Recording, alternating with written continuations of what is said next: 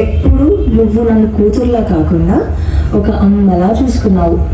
అందరూ అంటారు కదమ్మా, నీకు కూతుర్లా పుట్టడం అదృష్టం అని. కాదు, నువ్వు నాకు అమ్మగా రావడమే నా అదృష్టం.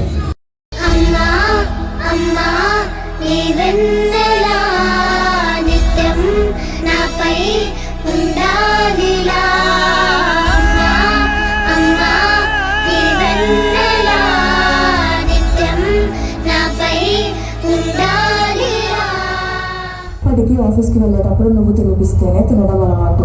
ఎప్పుడైనా నేను మిమ్మల్ని అడిగినా ముందు కాదంటావు, కానీ తర్వాత ఖచ్చితంగా గమనిస్తావు.